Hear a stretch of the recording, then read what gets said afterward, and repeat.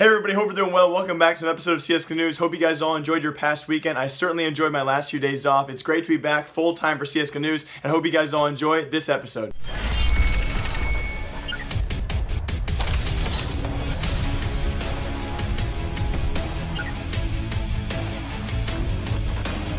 But to be quite honest with all of you guys, what kind of sucks about coming back to CSGO is you find out that the stories that really just break your heart. And our first story today has to do with an ESEA Pug match player as well as a Twitch streamer. I'll link his Twitch stream down below for all of you. This guy goes by the Twitch name as Loop, and he's actually legally deaf and legally blind. Now how he sees the actual in-game CSGO, he can see the outline of figures. I went to high school with people that were actually legally blind, but he's on top of that also legally deaf, and he was actually bullied and during an ESEA match eventually kicked for not being able to have a communication or actually speak in the microphone the way his teammates wanted him to. So hope you guys all enjoy this first story. It really broke my heart. I'll show you guys the first few clips of this guy being bullied as well as kicked from an ESEA Pug match due to his inability to actually talk to his teammates.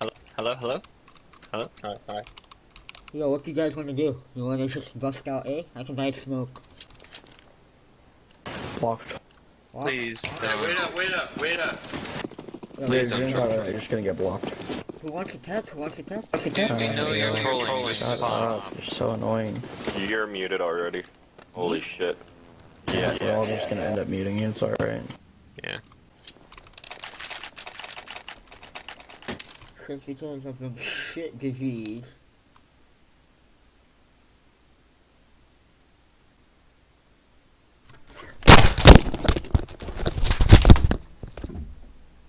And why I wanted to touch on this story, because I don't want to jump on the whole bully ban train. You know, we've had plenty of bully stories out there going all the way back to Freakazoid ever since. We've had bans every now and again from people being racist or bullying other people. But this one kind of just jumps the scale of, I think, not necessarily these players being, you know, they weren't necessarily being rude. They were just very uninformed of the fact that someone could be legally blind and deaf and have a kind of a speech impediment, not be able to speak. Because if you guys saw in the actual image itself, he told his teammates right out why he could not speak in game. But I think it's generally, as a population of CSGO players, we're just uninformed. Now again, we've come from a CSGO scene that's full of trollers, and I honestly have to, you know, almost not necessarily, I'm not going to take a side here. Obviously what these guys did was incredibly wrong, especially when you figure out the context of the situation. But think about this, when you go into a matchmaking server and you find someone that's actually talking like this, it sounds like a troll, and I understand that mentality, but now we just have to become better informed. And again, I'm not saying what they did is right, it's absolutely wrong, it's cruel, and especially when you figure out the background of the story, but understand from their perspective what they heard. And yes, it's definitely a wrong thing to do. In the future, guys, when you actually have someone say, hey, I can't talk because of this reason,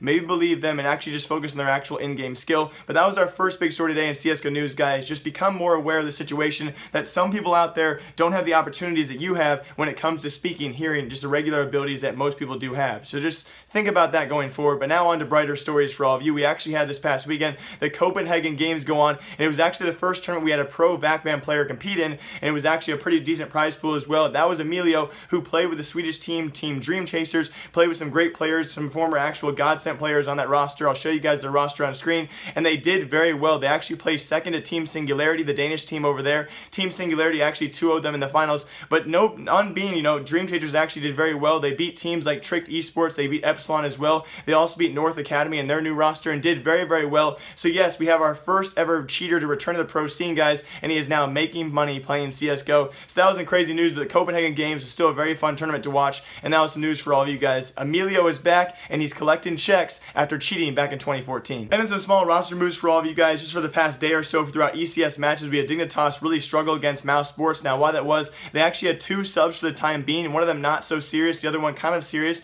If many of you guys know the new Dignitas roster, Michael Lilly, Jkaem, Fox, Rubino, and Peta, all in that roster. We actually had Rubino as well as Jkaem out for the time being for ECS matches. Rubino, it seems to be a travel issue for this time being. We actually had Fox, one of his old Kick Esports, one of his Portuguese friends, stood in for Rubino for the time being, but Jkaem actually managed to sprain his arm, and he was stood in for as well, and he was actually stood in for by former Liquid member Pimp for the time being. Now, throughout those matches, they actually did not do well at all. They got killed in both matches, both 16-5 against Mouse Sports, who's been playing very well as well. On top of all that, though, Dignitas still struggles as they had 2 stand-in players. Now, Jkaem for the future, we have no updates on his injury and how he actually managed to sprain his arm, but we'll actually look for that in the future for future news for all of you guys. Now also, another roster moves happening this past weekend. Renegades has now finalized their roster with 2 players. We actually had Nifty join a couple weeks ago. He joined from after the Selfless roster disbanded, and he will be joined by his 5th teammate and the 5th member of this actual roster. I'll show you guys on screen. That will be Nexa, for formerly an iNation player, and they will round out the Renegades roster. Renegades now back with a full 5-man roster going forward. And lastly, in today's episode of CSGO News, guys, CSGO is going to Africa for the first time ever in an official tournament style. Now, what I actually mean by this, guys, the African Championship tournaments, or series that is,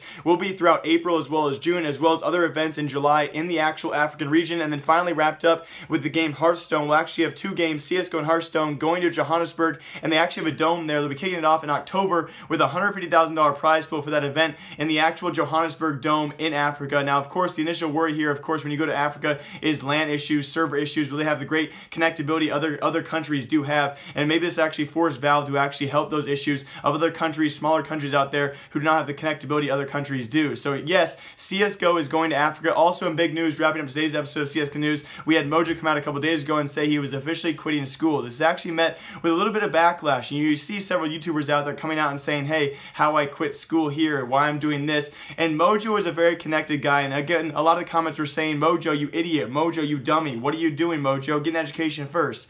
You have to really think about it in his shoes. Now, Mojo is 18 years old. He's gone up to a certain degree in his actual high school, and he's gone to a certain point in education where he decided to stop. Now, this does not mean that whatever he does in the future, CSGO, whatever esport, whatever YouTube, whatever medium for entertainment he does, whether it works out or not, he can always resume that education. He's not an idiot. He didn't, quit out of nowhere. His school is well aware of the situation, guys, and at the end of the day, what I personally think is he is very, very well off compared to what you maybe think. Now, a lot of you guys know he's very popular out there, but he has done very well for himself. He has branched out in a wide variety of areas that don't really rely on YouTube. They don't rely ever on one single source of income. So Mojo is beyond his means when it comes to knowing whether he can actually quit school or not, and no matter what you guys think, he can always go back and resume that education. So that's my overall take on it. It's another YouTuber, another CSGO guy out there who has now quit school to pursue this full time, and congratulations. Hopefully that means better content for all of us. Now, as always, live, love, laugh a lot. I have an extremely busy week this week and next week, and the week after that,